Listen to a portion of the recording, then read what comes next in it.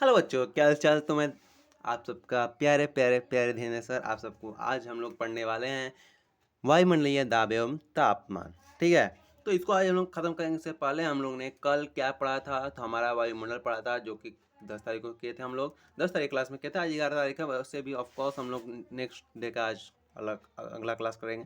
ठीक है, तो सबसे पहले हम लोग कल का रिवीजन थोड़ा मोड़ा कर लेते हैं, उसके बाद हम लोग आगे बढ़ते हैं। तो सबसे पहले आपका फर्स्ट क्वेश्चन कल के पढ़ाई लिखाई जो टॉपिक था उससे आपका पहला क्वेश्चन पूछा जाता है कि वायुमंडल में नाइट्रोजन कितना परसेंट है।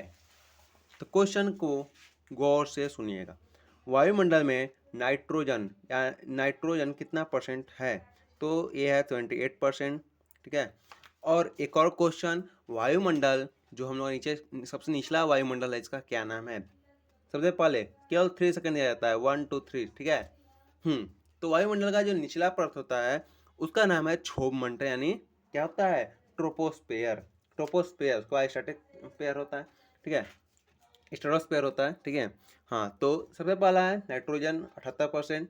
और सबसे निचला परत क्या है, क्षोभ मंडल। और उसका जो ध्रुव से कितना दूरी होता है, तो 8 किलोमीटर, और विश्व तरीका से 18 किलोमीटर। ठीक है, इतना याद होता है तो आप लोग को बहुत चीज़ पता है इसमें।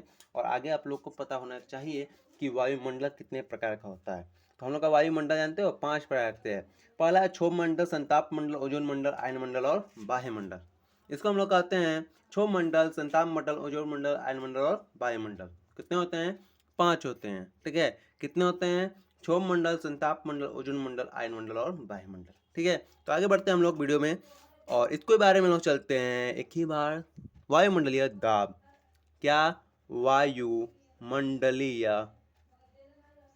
दाब व तापमान, ये टॉपिक है आप लोग का दोस्तों। ये क्या है, टॉपिक है। अच्छा, एक चीज क्वेश्चन उठता है कि वायुमंडलीय दाब को मापने का जो यंत्र है उसका क्या नाम है। तो वायुमंडलीय दाब को नापने का जो यंत्र है उसका नाम है बैरोमीटर। क्या नाम है, वायुमंडलीय दाब को मापने का एक मशीन है, इसका क्या नाम है, बैरोमीटर। क्या नाम है, बैरोमीटर। ठीक है, बैरोमीटर है। ठीक है, इससे हम लोग क्या करते हैं, वायुमंडलीय दाब को मापते हैं। वायु दाब को कह सकते हैं मापते हैं। ठीक है, इसको कह सकते हैं वायुमापी यंत्र भी कह सकते हैं, क्योंकि वायु दाब को नापता है। ठीक है, देखो, पवन जो हवा होता है वो साधारण रूप से हर एक जगह होता है। ठीक है, हर एक जगह पाया जाता है ना हवा। और देखो, वायु क्या होता है, हमको देख नहीं, हम लोग वायु को देख नहीं सकते हैं और ना ही वायु हम लोग को देख सकता है। ये तो वही बेंचमार्क वाली बात हुई ना। देखो, वायु हम लोग को नहीं दिखता है, तो तुम लोग पता नहीं था इससे पहले ना, तो अब पता चल गया ना कि हवा हम लोग को नहीं दिखता है। ठीक है, आगे चलते हैं। यह पूरे समय हमारे ऊपर दबाव डालता है, इसलिए कहा जाता है। अब सुनो, अब बता देंगे तुम लोग हंसोगे या अलग अलग कमेंट करोगे। इससे पहले हम लोग को कारण बता देते हैं, उसके बाद क्वेश्चन करेंगे और उसके बाद कुछ जो पूछने वाला था भी उसका जवाब बताएंगे। ठीक है, देखो, वायुमंडलीय हम लोग को बहुत ज़्यादा दबाव डालता है, जिससे हम लोग का शरीर क्या होता है, प्रेशर बनाता है। क्या होता है, प्रेशर बनाता है। देखो, अब बताते हैं वायु। ठीक है, वायुमंडल, देखो, वायु हम लोग को दिखाई नहीं देता है, तब पर भी हम लोग के ऊपर दबाव डालता है। ठीक है, वायुमंडल पृथ्वी पर काफ़ी दबाव डालता है, किंतु उसे अनुभव करते नहीं है, क्योंकि इसे हम लोग क्या करते हैं, अनुभव नहीं कर पाते हैं, क्योंकि हमारे शरीर के अंदर से भी समान दाब लगता है। कहाँ, बाहर की ओर। ठीक है, मान लो कि यहाँ पे एक आदमी है, एक लड़का है। लड़का के ऊपर वायुमंडल का दाब आ रहा है, ठीक है, तो वायुमंडल का दाब हम पर बढ़ रहा है ना, तो हम लोग भी क्या करते हैं, बाहर की तरफ वायुमंडल की तरफ दाब लगाते हैं। इसलिए क्या आता है, अंतरिक्ष से जब बाहर जाएंगे ना, अपने वायुमंडल से बाहर जाएंगे हम लोग, तो हम लोग का शरीर क्या होगा, फट कर चिथड़ा हो जाएगा। ठीक है, आगे चलते हैं। ठीक है, तो इसीलिए कहा जाता है, क्योंकि हमारा शरीर अंदर से एकदम समान समान समान समान दाब बाहर की ओर लगाता है या ढकेलता है। पृथ्वी के गुरुत्वाकर्षण शक्ति से वायुमंडल स्थिर रहता है, इसलिए यह पृथ्वी पर दबाव डालता है। इसे वायुमंडलीय दाब कहते हैं। ठीक है, पृथ्वी की गुरुत्वाकर्षण शक्ति से वायुमंडल स्थिर रहता है और इसलिए यह पृथ्वी पर क्या करता है, लगाता है या दाब डालता है, उसे ही वायुमंडलीय दाब कहते हैं। जैसे जैसे ऊंचाई पर जाते हैं वायु दाब कम हो जाता है और वायु दाब को एक यंत्र द्वारा नापा जाता है, इसे कहते हैं हम लोग बैरोमीटर। ठीक है, इतना तो बात क्लियर हो ही गया होगा, इसमें बस इंपॉर्टेंट यही चीज़ दिया है। ठीक है, बाकी आगे आते हैं।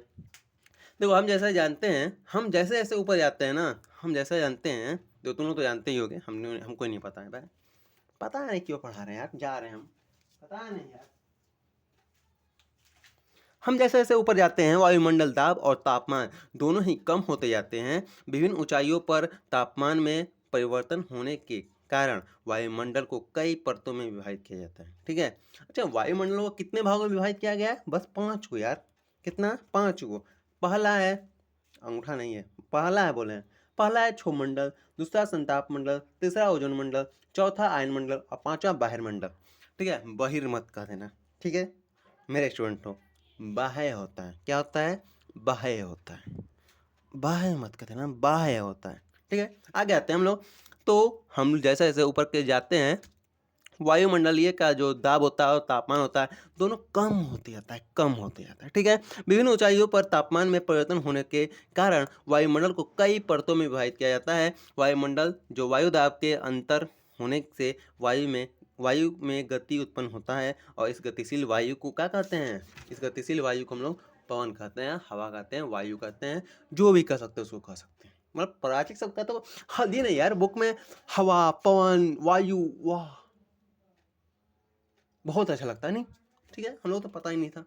ठीक है, आगे आते हैं।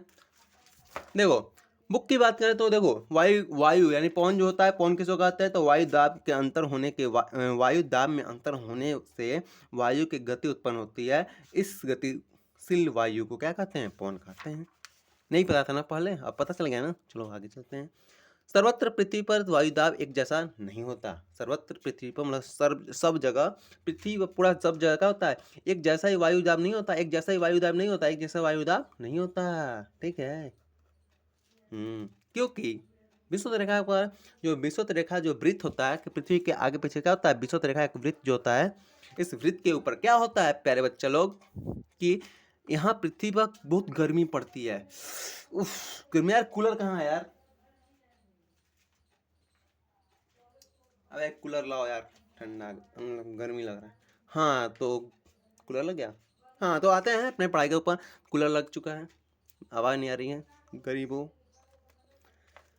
यहाँ वायु गर्म होकर ऊपर की ओर उठती है और यहाँ वायु का दाब कम होता है। ठीक है, इसे विषुवतीय मंद वायु दाब या वायु विहीन या विषुवत प्रशांत पेटी भी कहते हैं। सॉरी, रेखा के आसपास के समुद्र का भाग जहाँ न के बराबर वायु होता है और पतवार वाले जहाज नहीं चलते हैं कहते हैं। ठीक है, अब देखो विश्वत प्रशांत पेटे किसे कहते हैं? तो इसके बारे में दिया था नीचे में, जिसको हमने पढ़ चुका है। तो आगे चलते हैं। देखो यहाँ पर अभी आपको समझाते हैं एक चीज़। ठीक है, हाँ समझाते हैं, गद्दारी मत करना, लाइक सब्सक्राइब जरूर करना है। ठीक है, देखो वायुमंडल जो पृथ्वी है, मान लो यहाँ मान लो पृथ्वी बना रहा है, इधर मान लो पृथ्वी है, क्या है? पृथ्वी है। पृथ्वी को ऊपर 5 भाग में बांटा गया, 1 ठो, 2 ठो, 3 ठो, 4 ठो, 5 ठो, हो गया। ये गोला गोला गोला टाइप का होगा। ठीक है, गोला गोला टाइप का होगा। 5 हो गया, क्षोभ मंडल हो गया, जो हो गया संताप मंडल हो गया, ओजोन मंडल हो गया, आयन मंडल हो गया, वायुमंडल हो गया। ठीक है, आगे आते हैं हम लोग। तो यही कह रहा है कि वायु दाब में अंतर, ठीक है, मतलब ये ऊपर से दबाव डाल रहा है, ऊपर से क्या कर रहा है? दबाव डाल रहा है। ठीक है, जब ऊपर से दबाव डाल रहा है ना, तो वायु क्या हो रहा है? गति, मतलब देखो मान लो कि यहाँ पर हम लोग ये मान लो हाइलाइटर यहाँ पर रख देते हैं, इसको मान लो पीछे धक्का देते हैं, तो क्या होगा? ये आगे की तरफ गतिशील होगा ना, जैसे यहाँ पर ऐसे ही देंगे, आगे की तरफ गतिशील हो जाएगा। तो वैसा ही क्या होगा ना कि ऊपर जब दबाव डालता है ना, तो नीचे का जो हवा होता है, प्रेशर बनता है, क्या तो हटते जाता है, हटते जाता है, हटते जाता है। ठीक है, हाँ, और हटते जाएगा तो क्या होगा? हटते जाएगा तो क्या होगा?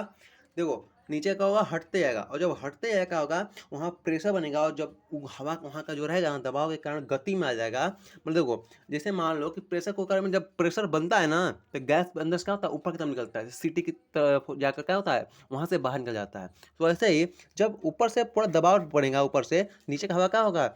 इधर उधर भागेगा। ठीक है, उसी को कहते हैं पवन, पवन या हवा। अब पवन सिंह का डिफिनेशन नहीं दिए बच्चा लोग। ठीक है, ये मत कहना पवन सिंह किसे कहते हैं यार? वायु में वायुमंडल का जो दाब लगता है, उसके बीच के अंतर के वायु में जो गति उत्पन्न होती है, उसे पवन सिंह कहते हैं। यार फायदा ही नहीं है। देखो पढ़ते हैं आगे, ठीक है। देखो आगे आते हैं हम लोग, ठीक है। चूंकि जो वायुमंडल होते हैं ना, कोई स्थान निर्वात नहीं रह सकते हैं, ठीक है। वायुमंडल में कोई स्थान निर्वात नहीं रह सकता है, ठीक है, रहता है।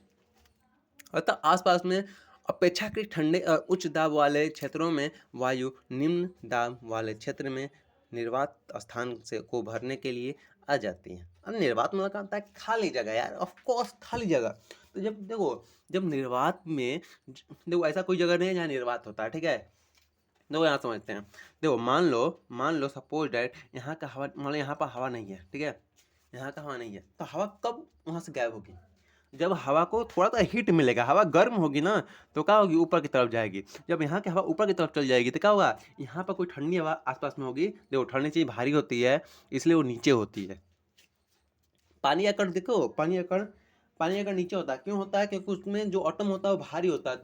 H2O, दो वो H से और O से बना हुआ है, ठीक है। हाइड्रोजन का दो अणु है, परमाणु अणु है जो भी है, और ऑक्सीजन का एक ठो है, तो इसीलिए भारी है। और लेकिन जब बाद में क्या होता है, बाद में भी नमी वैसा ही होता है, पानी का सूत्र वही होता है, बस वो क्या होता है, वाष्प के रूप में गर्म होकर ऊपर उठ जाता है, ठीक है। तो गर्म चीज ऊपर ही उठता है। अब मरने के बाद भी हम लोग ऊपर ही चले जाते हैं राख में, ठीक है। आगे जाते हैं, हम लोग टॉपिक से भटक जा रहे हैं, ठीक है। हाँ तो आगे आते हैं। देखो वायुमंडल जो वायु हो गया ना, वो आगे आते हैं। इस प्रकार के पवन उत्पन्न होते हैं, जैसे मानसून इन पवनों के चलने, यानी ये जो हवाएं चलते हैं ना, चलने का एक अच्छा उदाहरण है। मानसून इन्हीं हवाओं के चलते आता है। मान लो कि यहाँ से गर्म हवाएं, देखो मान लो यहाँ यूपी बिहार है, नक्शा नहीं आ रहा है बनाने, क्या गुंडा बनेगा रे।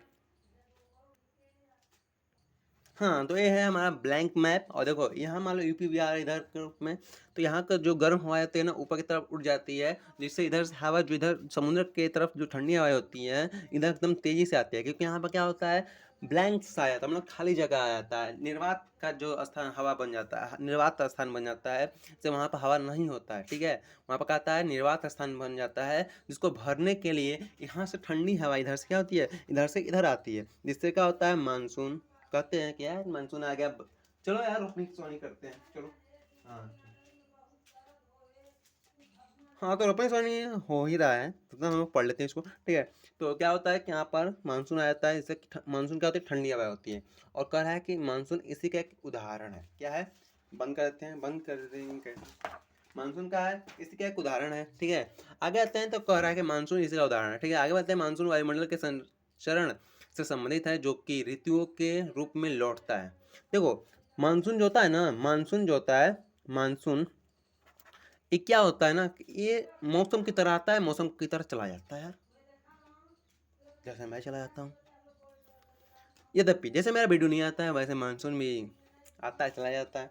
वैसे ही मेरा भी आता है 10 दिन 20 दिन, एक महीना नहीं आता है, ठीक है। क्या कहते हैं, खैर टॉपिक छोड़ो उसको।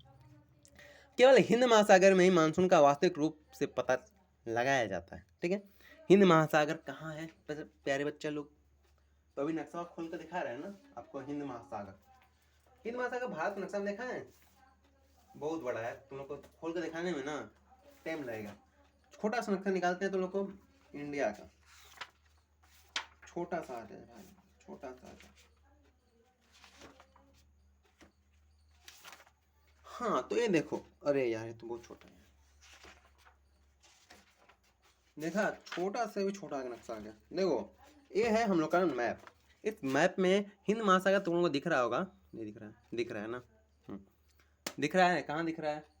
तो आप लोग जल्दी से कमेंट में करें, हिंद महासागर कहाँ दिख रहा है। हिंद महासागर नीचे में, एकदम नीचे में देखो, यहाँ पर दिख रहा है, दिख रहा है। यहाँ बंगाल की खाड़ी, अरब सागर, हिंद महासागर, मतलब ये तीनों, इसको ना क्या क्या इतना को घेरा हुआ है, दिख रहा है ना, इतना को घेरा हुआ है। इसको क्या कहते हैं, पेनिसुएला कहते हैं, पेनिसुएला। पेनिसुएला कोई कहता है, कोई कहता है पेनिसुएला, हम कहते हैं प्रायद्वीप कहते हैं यार, प्रायद्वीप कहते हैं। क्या कहते हैं? प्रायद्वीप कहते हैं। यहाँ पर आप लोग का है पोर्ट ब्लेयर, जो अंडमान निकोबार की तरफ होता है। ये है करावती, जो कि अन्य लक्षद्वीप है, ठीक है। इसको करते हैं साइड, ठीक है। तो आते हैं आगे, ठीक है। कि गोलार्ध, गोलार्ध के बारे में सुने हो? गोलार्ध, उत्तरी गोलार्ध में पवन अपने गर्म कि अपने मार्ग से, देखो उत्तरी गोलार्ध में पवन अपने मार्ग से दाईं ओर विचलित होती है और दक्षिण गोलार्ध में पवन अपने मार्ग से बाईं ओर विचलित होती है, मतलब जाती है, भागती है, चलती है, धीरे भी कह सकते हैं। अब याद कर लो, उत्तरी गोलार्ध क्या होता है, दाईं ओर। मान लो यहाँ, मान लो ना, देखो ये पृथ्वी है ना, ऊपर की तरफ क्या होता है और नीचे की तरफ क्या होता है, ठीक है। ऊपर की तरफ क्या होता है और नीचे की तरफ क्या होता है, तो ऊपर की तरफ होता है नॉर्थ होता है, नीचे की तरफ साउथ होता है, आप सबको हमेशा पता है। नेक्स्ट के दो कंट्रोल कंट्रोल मैप को देखो यार, मैप अपने साथ एक, अगर ज्योग्राफी पढ़ रहे हो तो मैप लेकर रहा करो, ठीक है। जैसे मैं लेकर हूँ लेकिन पढ़ा नहीं रहा तुम्हें। देखो आगे आते हैं, ऊपर की तरफ नॉर्थ होता है, नीचे की तरफ साउथ होता है, ठीक है। हाँ, देखो ऊपर का नॉर्थ का जो होता है, उत्तर का दाईं ओर जाता है, दाईं ओर। दाईं कौन सा होता है, दाईं। अगर तुम लोग को दाईं बाईं नहीं आता है ना, तो हथवा को थोड़ा सा ऐसे करो, अपने हाथ को ऐसे करो, हाथ को ऐसे करो। इधर वाले हाथ से क्या बन रहा है, बी बन रहा है, इधर वाले हाथ से डी बन रहा है, तो बी वाला बायां, डी वाला दायां, बस सिंपल सा लैंग्वेज, सिंपल थ्योरी जो कि कह सकते हैं, रूल नियम थ्योरी जो भी कह सकते हैं, ठीक है। दायां दायां बायां, हाँ बायां दायां, ठीक है। तो साउथ का जो नॉर्थ का होता है दायां जाता है और साउथ का बायां आता है, इतना याद कर लो बस, ठीक है। इसको कभी किसी दूसरे वीडियो में एकदम अच्छे से एक्सप्लेन कर देंगे, ठीक है। आगे आते हैं, तो व्यापारिक, अगर तुम इस वीडियो पर कम से कम 500 लाइक्स कर दोगे ना, 500 लाइक, कितना, 500 लाइक, लाइक केवल लाइक के बारे में बात कर रहे हैं, तब वीडियो बना देंगे पक्का। आगे आते हैं, व्यापारिक पौने, पछुआ पौने और ध्रुवीय जो होता है ना, पूर्वी पौने, तीन प्रकार के अस्थाई पौने हैं। आप कह सकते हैं कौन अस्थाई पौने कितने प्रकार की है, तो तीन प्रकार की हैं, ठीक है। तो अपना करते हैं प्लट, पन्ना हो गया प्लट। आते हैं यहाँ पर, हम लोग पढ़ते हैं, देखो अस्थाई, अस्थाई पवन, अस्थाई पवन क्या होता है, हाँ तो देख सकते हो, अस्थाई पवन होता है, व्यापारिक पवन होता है। अस्थाई पवन कितने प्रकार होता है, अस्थाई पवन तीन प्रकार के होता है, व्यापारिक पवन, पछुआ पवन और ध्रुवीय पूर्वी पवन, ठीक है। अब देखो पवन की बारे में बात करें तो भारत में एक और पवन बहता है, इसका नाम है आवर्ती पवन। भारत में एक और पवन बहता है, इसका नाम है क्या, आवर्ती पवन, आवर्ती पवन। अच्छा, आवर्ती पवन के बारे में बात करें तो भारत में बहुत सारे पवन चलते हैं, जैसे कि उत्तरी भारत में ना, देखो मैदानों में एक नाम है लू, लुल्लू वाला नहीं, लू बोल रहे हैं बस, ठीक है। पश्चिम बंगाल में काल बैसाखी चलता है, और कुछ अन्य स्थानों पर जैसे कि एनीमोमीटर का प्रयोग बहती हुई पवन की गति मापने के लिए किया जाता है। अब तुमसे दो क्वेश्चन है कि वायुमंडलीय दाब नापने के लिए और बहती हुई पवन की गति मापने के लिए कौन कौन से इंस्ट्रूमेंट का यूज करते हैं, यंत्र करते हैं, ठीक है। इंस्ट्रूमेंट में यंत्र होता है। तो देखो पवन की गति मापने के लिए एनीमोमीटर और वायु दाब नापने के लिए बैरोमीटर। हाँ तो बहुत हो गया ना। अरे एक और जिक्के देखते हैं, देखो यहाँ पर बैरोमीटर जो है, बैरोमीटर का खोज कब किया गया था, किसने किया था, कहाँ कराने वाला था। तो देखो बैरोमीटर क्या करता है, तो वायुमंडल के दाब में वायुमंडल के दाब में होता है, के परिवर्तन में होता है। तो बैरोमीटर का होता है वायुमंडलीय दाब को नापने के लिए किया जाता है। और इसका खोज किसने किया था, ई टेरसेली ने किया था। कहाँ कराना था, इटली कराना था, 1644 में किया था। कब, किसने, कहाँ कराने वाला था, तो ई टेरसेली ने किया था, 1644 ईस्वी में किया था, इटली करने वाला था, ठीक है। आगे चलते हैं हम लोग। और तुम लोग को एक चीज बता दें कि जिस दिशा में, जिस डायरेक्शन में हवाएं चलती हैं, जिस डायरेक्शन में हवाएं चलती हैं, उस डायरेक्शन को ज्ञात करने के लिए भारत सरकार ने तो बहुत सारा काम किया है, जैसे कि आपको क्या क्या बताएं, लेकिन बताएंगे जरूर हम, ठीक है। भारत सरकार ने कहा कि उसके लिए एक दिशा सूचक यंत्र बनाया है। किसके लिए यार, अपने लिए नहीं, ठीक है। हाँ देखो भारत सरकार ने एक दिशा सूचक यंत्र बनाया है, जिसमें क्या किया करते हैं हम लोग, जिससे हम लोग पवन को नापते हैं, पवन को नहीं, पवन की दिशा को नापते हैं। अब मिलेगा तो दिखाएंगे ना, तुम लोग के लिए मिल ही नहीं रहा है, ठीक है। आगे आते हैं, तो हम लोग के वीडियो में बने रहिएगा और लाइक सब्सक्राइब जो ठोक के दीजिएगा, ठीक है। वीडियो ज़्यादा लंबा नहीं होगा, बस 30-40 मिनट का ही होगा, बात अलग है। मिल ही नहीं रहा है, खोज रहे कभी का। हाँ देखो तुम लोग के लिए एनसीईआरटी का बुक दिखा खोल दिए, ठीक है। देखो ये ऑफकोर्स इंग्लिश मीडियम है, तुम लोग, देखो गरीब लोग गरीब होते हैं अपनी हरकतों से, ठीक है। देखो ये है दिशा सूचक यंत्र, ये भी है मतलब दिशा का नहीं करें, मतलब हवा का दिशा निकालने के लिए क्या आता है, यहाँ पर लिखा भी है, यहाँ पर लिखा है, क्या लिखा है, the simplest instrument to measure to wind direction and speed in the anemometer. ठीक है, सिंपल, ये क्या है, सिंपल डिवाइस है जिसको कहते हैं एनीमोमीटर, जो क्या करता है, जो वायु के गति को गति करे, डायरेक्शन को मापता है। ठीक है, क्या करता है, डायरेक्शन और स्पीड को नापता है। ठीक है, आते हैं हम अपने टॉपिक पर। तो उसके लिए देखो आज का टॉपिक ज़्यादा लंबा नहीं खींचेंगे। देखो फ्रांस में जो एक राइन घाटी है ना, उसमें अल्पस पर्वत में, और अल्पस पर्वत से, देखो फ्रांस में एक राइन नहीं, शायद राइन ही होता है, राइन घाटी होता है, राइन का है घाटी है। ठीक है, घाटी घाटी नहीं करे, घाटी करें, एक राइन घाटी है, उसमें करे, उसमें अल्पस पर्वत से, क्या, अल्पस होता है, हाँ, अल्पस पर्वत से उत्तर में निम्न ताप की पर्याप्त ठंडी और शुष्क पवनें बहती हैं। ठीक है, इस उत्तर अल्पास से उत्तर में क्या होता है, यहाँ से उत्तर में नॉर्थ ऊपर की तरफ क्या होता है, ठंडी एवं क्या होती है, ठंडी एवं शुष्क हवाएं क्या होती है, बहते हैं। ठंडी एवं शुष्क हवाएं बहती हैं, ठंडी एवं शुष्क हवाएं बहती हैं, ठंडी एवं शुष्क हवाएं, ठंडी एवं शुष्क हवाएं बहती हैं, हवाएं बहती हैं। क्लियर, इतना बात क्लियर। आगे आते हैं, इतना क्लियर होगा तो आपको बहुत चीज़ क्लियर हो गया। जो स्थानीय फसलों को हानि पहुंचाता है, जिसे कहते हैं मिस इंडिया नहीं कर रहे हैं, मिसरॉल, क्या कहते हैं, इसको कहते हैं, जो है ना ठंडी हवाएं अल्पास पर्वत से निकलती है, इसको कहते हैं हम लोग, ये क्या करता है, वहाँ के स्थानीय जो कृषि है ना, खेती बाड़ी, वहाँ कुछ को खराब करता है, जिसे कहते हैं हम लोग मिस्ट्राल मिस्टराल। ठीक है, यह एक अन्य स्थानीय उष्ण पवन है, यह एक अन्य स्थानीय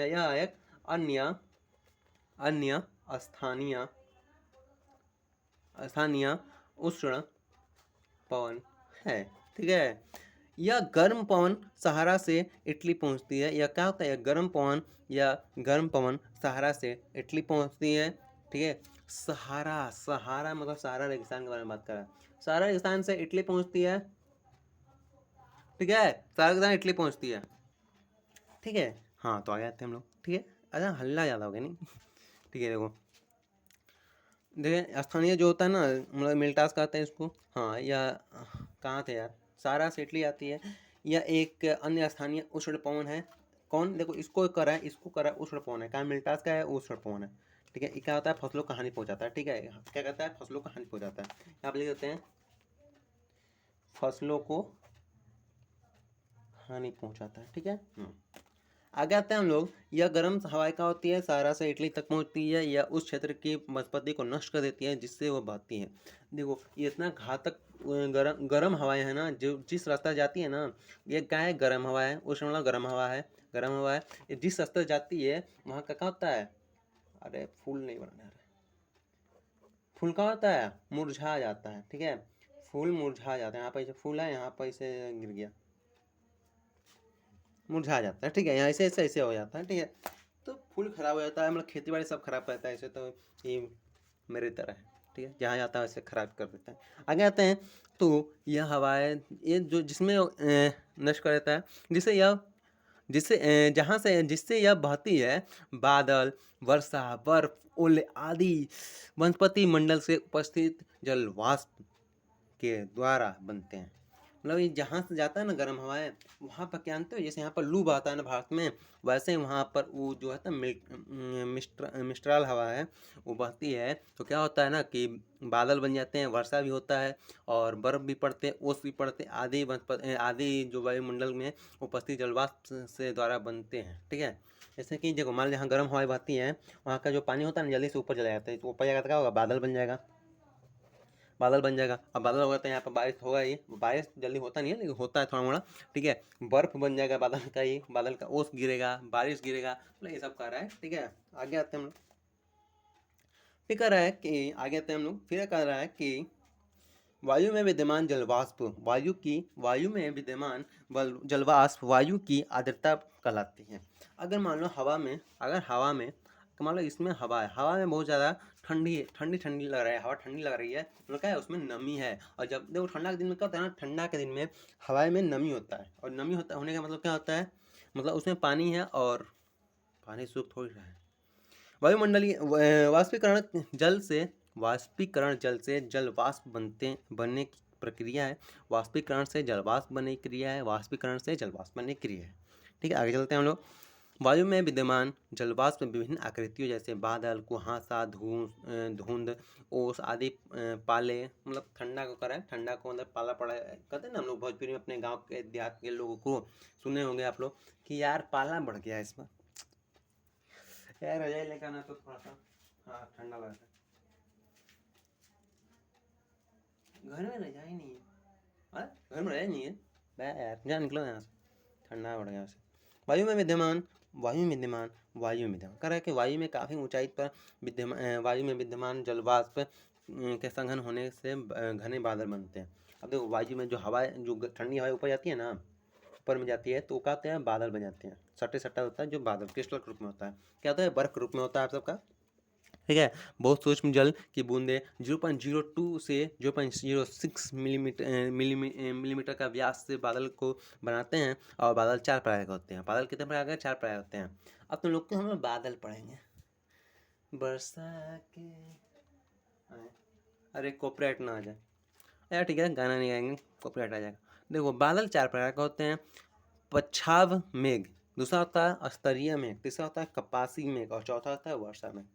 ठीक है, थोड़ा मोड़ा इसके बारे में जान लें, छोड़ दें, क्योंकि बहुत बड़ा लॉन्ग वीडियो हो जाएगा, मतलब लॉन्ग तो ही है, मतलब 50 मिनट का वीडियो होने से अच्छा है हम लोग थोड़ा सा सल्टा दें कम ही, लेकिन वो जानेंगे जरूर। ठीक है, देखो बादल कितने प्रकार का होता है, 4 प्रकार का होते हैं, और इसके बारे में नीचे हम लोग जानेंगे। ठीक है, आगे पढ़ते हैं। सबसे पहले बादल आकाश में तैरते हुए दिखाई देते हैं। देखो जब, ठीक है, जब मेघ अधिक भारी होते हैं तो उसे हिमकण तैर नहीं पाते हैं, तो वर्षा या हिमपात के रूप में नीचे आते हैं।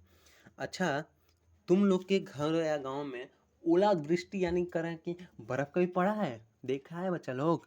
बर्फ पड़ते हुए सब देखा होगा, तो उसे कहते हैं ओलावृष्टि या कहते हैं हिमपात, बर्फ पड़ता है कहते हैं। ये 3 प्रकार के मुख्यतः होते हैं। वर्षा क्या होती है, मुख्यतः 3 प्रकार के होते हैं। ठीक है, सबसे पहले वर्षा कितने प्रकार, 3 प्रकार के होते हैं। पहला है उच्चावत यानी कहते हैं पर्वतीय वर्षा, दूसरा होता है संवहनीय वर्षा, तीसरा होता है चक्रवातीय वर्षा। ठीक है, आगे आते हैं हम लोग। तो पादपों और जो पशुओं के जीवन यापन के लिए वर्षा बहुत इंपॉर्टेंट है। ये क्या होते हैं, यह ऑल ओवर सभी जीव जंतु जो कि होते हैं एनिमल्स होते हैं, सबके लिए नया जीवन लाती है। और इससे धरातल को तैयार ठंडी ठंडी हवा ठंडी लगती है, मतलब ठंडा अच्छा मतलब क्या होता है यार, तो ठंडक पहुंचती है। क्या होते हैं, पृथ्वी को ठंडक पहुंचती है, जिससे क्या होता है, वर्षा कम हो तो जल की कमी हो जाती है और सूखा पड़ जाता है। ठीक है, जिससे विपरीत अगर वर्षा अधिक हो तो बाढ़ आ जाता है, और वर्षा की मात्रा एक यंत्र से मापा जाता है, इसे कहते हैं वर्षा मापी। ठीक है, वर्षा को एक यंत्र, अब उस वर्षा को नहीं बात कर रहे हैं, मतलब सब उल्टा ही समझ रहे हो यार। वर्षा को मापने का एक यंत्र जिसको कहते हैं वर्षा मापी। ठीक है, हाँ वो वर्षा नहीं जिसको समझ लो तो क्लास वाली, वो अलग ही थी यार। आगे देखते हैं। जब तापमान 0 डिग्री सेल्सियस से कम हो जाता है तो जल कण हिम कणों में बदल जाते हैं। कह रहा है जब टेम्परेचर मतलब घट कर 0 डिग्री मतलब सॉरी इधर से होता है, घट कर ऐसे घट के 0 डिग्री हो जाता है, मतलब 10 से 0 हो गया, क्या होता है यहाँ पर हिम मतलब बर्फ जम जाता है, हिमपात होने लगता है, बर्फ जम जाता है। ठीक है, आगे आते हैं तो हम लोग कहता है, इसे कहते हैं हिमवृष्टि, हिंदी में कहते हैं हिमवृष्टि। ठीक है, हिमवृष्टि जिससे कि नीचे गिरता है, का ओला पड़ता है यार, घास चोट लग गया। हाँ तो वीडियो 29 मिनट का बन गया नहीं। आगे आते हैं तो देखते हैं।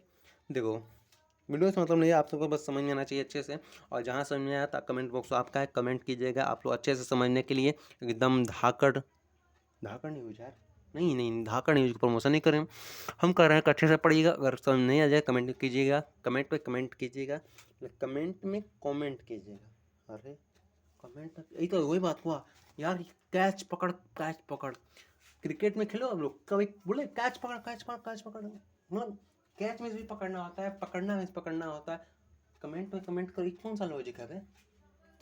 मतलब कमेंट में अपना प्रॉब्लम लिख के बताना, ठीक है, इतना नहीं जानते हम। तो आगे आते हैं मौसम। सबसे पहले मौसम किसे कहते हैं? वायुमंडल के दिन प्रतिदिन की दशाएं, तापमान, वर्षा, आर्द्रता, सभी को मिला देना, इसी को कहते हैं मौसम। और जलवायु तब क्या कहते हैं, तुम लोग पूछोगे, इसीलिए कहते हैं ना, क्योंकि पहले क्लास में लोग का आ चुका है कि वेदर्स एंड क्लाइमेट आता है ना, इंग्लिश मीडियम के बारे में ही बात कर रहे हैं, ये टॉपिक हमेशा आता है और क्लास 1 से 2 3 पूरा में ही आता लग रहा है हमको, ठीक है। और इस टॉपिक में भी आएगा हम लोग को मौसम और वायुमंडल। तो मौसम हम लोग जान लिए, मौसम किसे कहते हैं? वायुमंडल की दिन प्रतिदिन की दशाओं, जैसे तापमान, वर्षा और आर्द्रता इत्यादि को मौसम कहते हैं। संपूर्ण भारत में मौसम के कई केंद्र हैं, जैसे कि एक सभी केंद्र तापमान, वर्षा और अन्य मौसम के संबंधित घटनाओं को यानी दशाओं को वितरण करते हैं, मतलब बांटते हैं, देते हैं, मतलब बताते हैं। जो का किसका काम है ये? तो मौसम विज्ञान उपलब्ध सूचनाओं का जो विश्लेषण करते हैं और अगले दिन के मौसम की दशाओं की सूचना देते हैं। देखो कभी कभी होता है ना कि आपके मोबाइल पर एक मैसेज आया कि आज बहुत भारी वर्षा होने वाली है, लेकिन टू हो गया, बारिश ही नहीं हुआ, ठीक है। तो आगे आते हैं हम लोग।